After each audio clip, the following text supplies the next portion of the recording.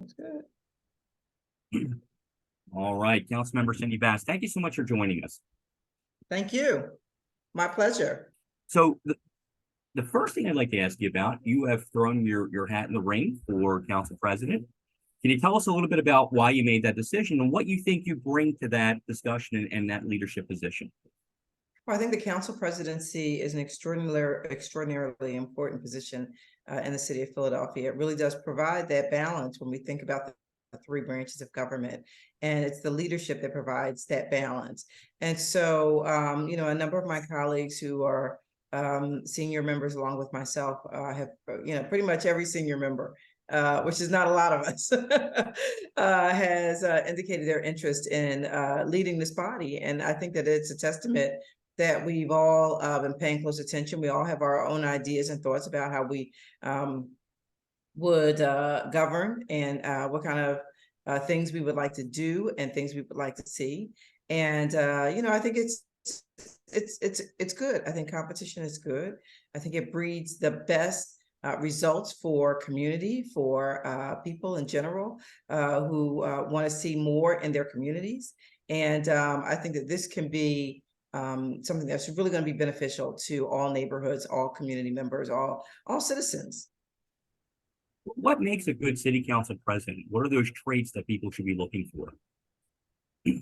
I think honesty, leadership, being forthright, plain spokenness, and having a significant understanding of the operation of city government, understanding the budgetary process, how it works, what happens, understanding the needs of the members, whether you're an at-large member or you're a district council member, because they have different needs. Having an understanding of all of those things, and fundamentally really having an understanding and keeping a pulse to the people who have an idea and have a say in what they'd like to see, understanding and hearing from them that this is what I want, this is what's concerning to me, what are you going to do about it? I think that this council body has taken listen, since I've been there under the leadership Council President Darrell Clark, I think that we've taken significant leadership across the board in pretty much every area that people have reached out to us and said that they have concerns about. When we talked about jobs, the council president was a leader in terms of figuring out, okay, how do we get, more people into jobs? Almost everything that he did was wrapped around making sure that there were jobs for people in the neighborhoods. When you think about, like properties and what folks needed around their properties, and like the big thing now was driveways and retaining walls. And that's something that I was talking about, from the moment I entered into council, particularly around retaining walls, because, that wall at the end of the driveway that you don't know it belongs to you, it belongs to you. And if it collapses, most people are completely unaware that this is a financial burden that they are required to undertake. And so, we've done a lot to educate folks and also to help folks and provide the resources. A lot of seniors are represented in this group who don't have the funds for, let's say, a new driveway or for the repair of a retaining wall or for some of the other basic needs that some other folks in different areas of the city might take for granted. But we have to make sure that we reach and touch every person. And that we have the ability to do that, I think, is important for any council president to understand and to ensure. Right. You are the chair of two major committees on City Council, the Parks and Recreation Committee. And can you tell us a little bit about what your priorities for those committees are going into the fall? Certainly. Parks and Recreation is a committee that's near and dear to my heart. It was my first committee coming on a city council. And when you look at the park system, you recognize that these are public amenities. This is what taxpayers pay for, and they have an expectation of better services from our Parks and Recreation system. I was in several centers this weekend for different events, and I have to say I wasn't happy. And so, like I know that a lot of our citizenry is not happy with the playground and the public amenities in their neighborhood. We thought that rebuild was going to be the catalyst to really move it to the next level, and that just really hasn't happened. And so one of the things we intend to do over the fall is to go back and double down with hearings on rebuild and ask those questions. What happened? How do we get this back on track? we have, I think Rebuild has something like 70 or 80 projects and something like, I don't know, 6 or 8 staffers. That is never going to happen. These projects are never going to happen. They're never going to be fully implemented so that the people of these neighborhoods that really depend on our parks and recreation system, so that they have the community amenities that they really do deserve as taxpayers. It's totally unacceptable to walk into a rec center with failing equipment, with glass on the ground, with, shoddy workmanship, where the lawn's not cut, where there's trash everywhere. I mean, just some stuff that's really ridiculous that really could be taken care of with a broom and a shovel, or just a little bit more maintenance and care. And if we need to hire more maintenance folks, then let's do that. It's not to say that the maintenance folks that we already have don't care. But the question is, do we have enough of them? And do we have enough so that we don't have to spread them around so thinly that they're trying to do 10 centers, within a week, which again is just never going to happen. So these are some of the concerns that we hear about, some of the things that we're going to be working on going into the future, looking at the care, the quality, and the concern around our recreation centers and facilities here in Philadelphia and the Rebuild program, and what we can do and what we need to do to move along faster. I'm certainly hopeful that the next mayor is going to keep the Rebuild program, and not only keep it, but add additional resources into it so that it really works in the way that it was sold. Because if you remember, this was a program that was sold to the citizens as part of the soda tax deal. And although soda tax doesn't directly fund Rebuild, it does fund the debt on the borrowing for Rebuild. And so that's something that we need to be paying attention to. We hear about that a lot too. So it's good to see, I know. I hear it everywhere I go. and it's real, and people are frustrated. I get it.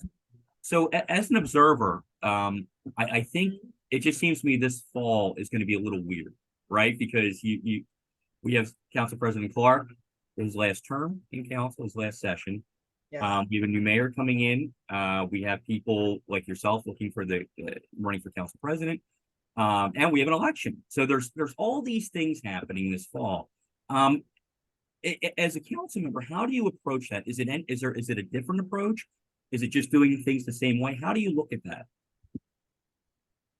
I don't think it's weird at all. Council is weird. It's a very unique body. There's always something going on. There's always something changing and new. And you just have to be, as an individual, a member of council, you have to be ready to pivot at any time. You have to be ready to, change course. You have to be ready to, adapt to whatever the new circumstances are. Nobody saw COVID coming. I remember being in a press conference a week before we shut down. And I remember saying, listen, we got this, we're going to weather the storm. Everything's going to be fine.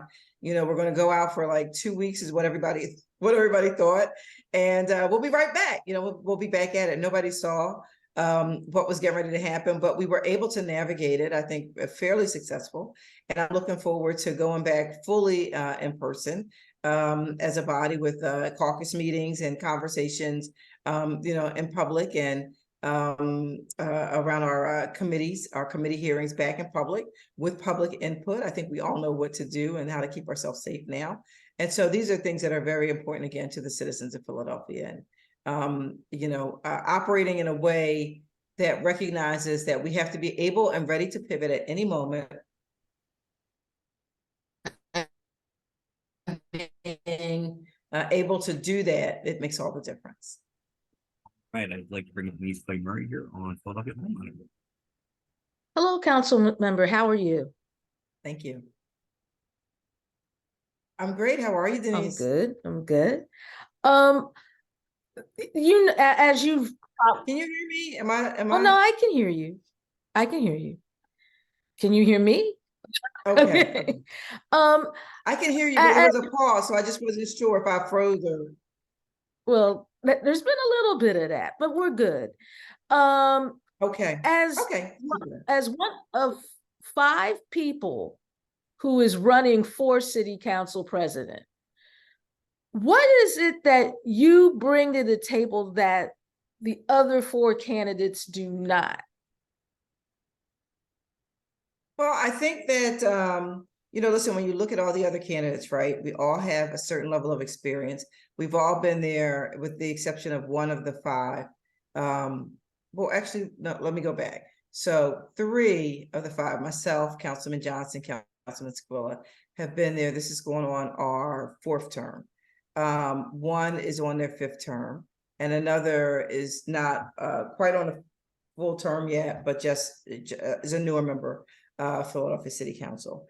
And, we all have different levels of experience and things that we bring to the table. I think that what I bring is, I think really what folks are asking for. They're asking for a level of, as I said earlier, plain spokenness. Just give it to me straight. What's happening? How's it happening? What are we going to do about it? And I think that that's one of the qualities that I offer. And I'm not saying that my colleagues don't, but I think that I'm sort of known for that. I'm sort of known as a straight shooter and somebody who, really doesn't hold back. I think that times like these, challenges like these, really do demand responses like that. And I think that that's one of the things that really makes me ready to go on day one. What do you see as the city's biggest challenge, and how would you, as city council president, handle that challenge in connection with the mayor's office? I think that the biggest challenge right now is a combination of the things that are happening, but it really all boils down to the fact that people feel that city services don't work.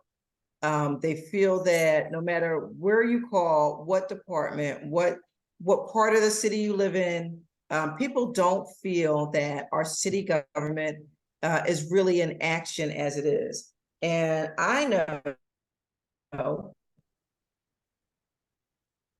as a city employee that we're working nonstop, grinding out. The question is really do more. How do we do better? How do we make people feel that this is it's things are happening in the way that they want to see them happening? That there's no part of the city that says, I don't feel safe. I feel like, I don't feel like my trash gets picked up. I don't feel like, the neighborhood loitering on the commercial corridor, in front of certain stores, open late at night. Like I don't feel any of those things. None of those things make me feel safe in my home. And so your home is an extension beyond just the house you live in. Your home is your neighborhood. And so how do we make people feel that, city government is really coming to the rescue and escalating services in a way that hasn't been done and seen in a long time? That's really what the question is. And I look forward to working with whoever the next mayor is, to being able to work closely together to address those challenges, because whether it's crime or education or safety or public services or any of the things, the mental health crisis, people don't feel that overall we're well coordinated enough to be able to provide those services in a way that makes sense and in a way that is effective. And so how do we do that? And that's going to be something that requires the work of the council president and of the new mayor. Okay, now running for city council president isn't like running for the mayor or for city council or for any of the other myriad of offices that we have here in the city. This is the ultimate in internal politics, because your colleagues have to vote for you to be city council president. Right. What does that campaign look like? I mean, or is there a campaign? It looks like a whole lot of conversations. It's a lot of conversation. It's a lot of, talking to folks to find out what is your concern? What are your thoughts? How do you feel? What would you like to see done? And how do we work together to make that happen? Because really nothing happens with the council president without the total body, without the entire membership of Philadelphia City Council. So you need it's not one member like calling all the shots and directing everything that's happening. It's really a decision of all 17 members to figure out, okay, like how do we work together? And I think that even among the members who are running, I think I would say it's a friendly competition. I would say it's a competition that is, at the end of the day, we're going to sit down, we're going to work some things out, and we're going to come up with a solution in terms of how to best run the city. But I have no doubt that this is a friendly competition. It's not something that's going to leave a negative impact or a negative scar on the citizens and overall on the council body itself, which can translate into, this person didn't vote for that person who won, and so we're going to have less services over there, or we're not going to do over here, which I have to say, that never happened under Council President Clark. I just want to be clear under that. When he came in to the body, it was himself and Councilwoman Tasco, and some of us, chose Councilwoman Tasco, and some folks chose him, but you could never ever tell that there was a difference in who selected whom. It was okay. It's January 1st, 2012. We have a new council president. We're starting off together. We're starting off together as a body. We're starting off together as a city to really address and fix the things that need to be done. And that's the way we operated then. I have no doubt that that's the way we're going to operate going forward. Now, if you become city council president, you will be the first Black woman to be city council president. Mm-hmm. What does that mean to you, and what should it mean to Black women in politics if you manage to pull it off? Well, I think it means a lot because it's long overdue. We've seen, just about everybody else. And so let's give this an opportunity to try to put a different spin, a different flavor, if you will, on what it feels like to have an African-American woman as council president and, in other leadership positions across the city. I think that it's long overdue. When you look at other major metropolitan cities, you see that their leadership has long had and included Black women, whether it's in the mayor's seat or in the council presidency, or in a number of other positions. So we're a little bit behind in that. I think that Black women lead, listen, we've been tried and tested. We lead in our communities. We lead in our neighborhoods. We lead in schools and school districts. We lead in every other capacity. And so this is really just no different. It's time. Okay. Well, thank you so much for taking the time with us, and we really appreciate it. Thank you. And I'm going to give you back to my co-host, Larry McGlynn, and you're still listening to Hall Monitor on 106.5 WPPM. All right, thank you, Denise. And Councilmember, before we let you go, I just have one last question for you. Let's fast forward to January. Sure. What needs to happen early in the next administration to tackle violence and poverty in the city? Well, the first thing that needs to happen is that there needs to be a solid working relationship between the council president and the mayor. I think that the two need to sit down, and I'm really looking back towards the old, the John Street and the Ed Rendell model, which I think worked tremendously well for the city of Philadelphia. That was a partnership that addressed crime. It addressed, the feeling that the city wasn't working, which that was the feeling back then as well.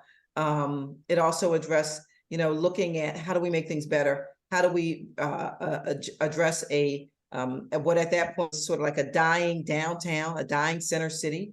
Also, how do we figure out what to do in the neighborhoods? It really requires a very strong partnership among elected officials, particularly in leadership, to be able to get the things done that need to be done. It requires listening. It requires doing listening tours and talking to different folks in different communities, along with their council members, and finding out what do you want to see? How do you think we should tackle this? And then getting down to work. I think that there are short-term solutions and there are long-term solutions. Some of our short-term solutions, I want to go back to former Mayor John Street, where things like NTI, where you saw thousands of cars, abandoned cars being removed from streets. You saw, houses that needed to be addressed in different neighborhoods that, made some neighborhoods look like almost like shanty towns. These are things that all needed to be addressed, and they were addressed almost immediately when he took office. And you also have things like Operation Sunrise, in which, I don't know if you remember, that was like a drug enforcement operation in which it took down major drug gangs and cartels in different parts, particularly in sort of like the Kensington area. We've seen that later administrations really shied away from that, and we see what the result is in that neighborhood, and it has permeated in other neighborhoods as well, because we see other drug issues, other drug the level of addiction has skyrocketed, and you see more and more sort of like the corner boys in a lot of neighborhoods where we had seen that go away. You see it back now. And so these are some of the things, there's nothing wrong with going back and looking at what was done in the past and how do we make that successful again, and then incorporating that with some new ideas, some new ways of thinking about addressing drugs, violence, and crime in the city of Philadelphia. So I think those partnerships are critically important and will go a long way. All right, Councilmember Cindy Bass, thank you so much for joining us. Thank you so much for having me. It's my pleasure.